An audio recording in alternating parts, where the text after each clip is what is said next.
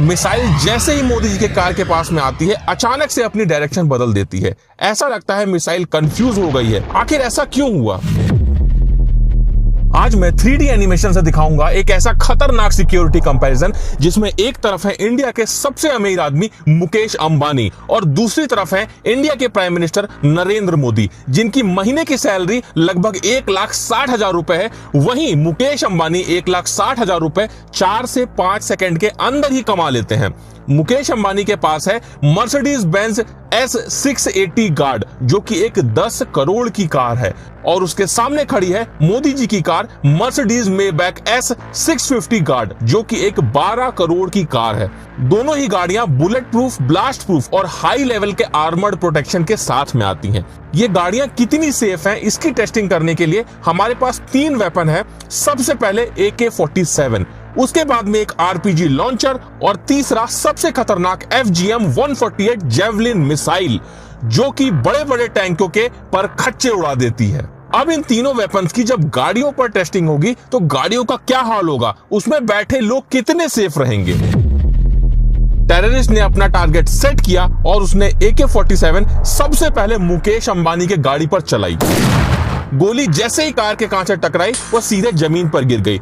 बस एक हल्का सा निशान उसके कांच पर आ गया, क्योंकि मुकेश अंबानी की गाड़ी का ये कांच लगभग 4 इंच मोटा है। और ये तो छोड़ दो, अगर हम इस गाड़ी के डोर को अलग करके देखें तो ये लगभग 5 से 6 इंच मोटा होता है और इसका एक डोर लगभग 250 किलो का होता है, जो कि हाइड्रोलिक सिस्टम से ऑपरेट होता है। एक बटन दबाने पर ऑटोमेटिक ओपन और क्लोज होता है। अब AK-47 तो कार का कुछ नहीं उखाड़ पाई। फिर ये टेररिस्ट गुस्से में आकर RPG लॉन्चर तान देता है। RPG जैसे ही कार से टकराती है बहुत तेज से विस्फोट होता है और जैसा कि आप देख सकते हैं कार में काफी बड़ा डेंट आ जाता है। लेकिन उसके बाद भी कार में बैठे मुकेश अंबानी को सिर्फ जोर की आवाज आती है, उसके अलावा कुछ भी नहीं होता है। वो कार में पूरी तरह से सेफ है, क्योंकि इस गाड़ी में आर्मर प्लेटिंग होती है।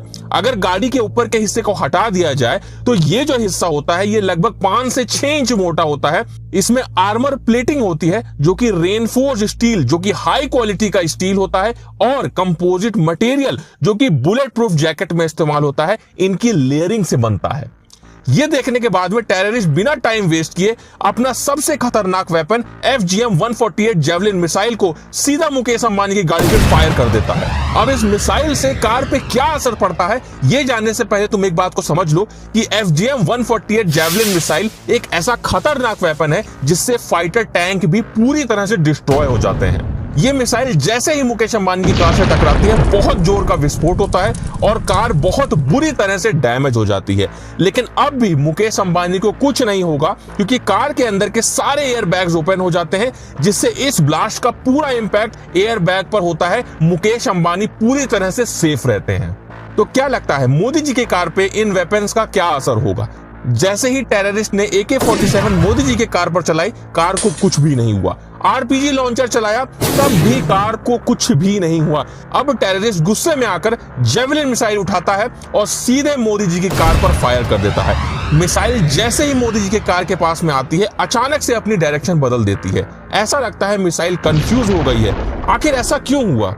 तो मैं आपको बता दूं, मोदी जी की गाड़ियों के साथ में पूरा SPG कॉन्वॉय चलता है, जिसमें ऐसी भी गाड़ियां होती हैं जिसमें बहुत सारे हैवी जैमर्स लगे होते हैं, और ये जो जैमर्स होते हैं ये मिसाइल के सिग्नल को ब्लॉक कर देते हैं, जिस वजह से मिसाइल अपने टारगेट को हिट करने के बजाय अचानक से अपनी डायरेक्शन बदल देती है, जिससे उसका असली टारगेट मिस हो जाता है और मोदी जी पूरी तरह से सेफ रहते हैं।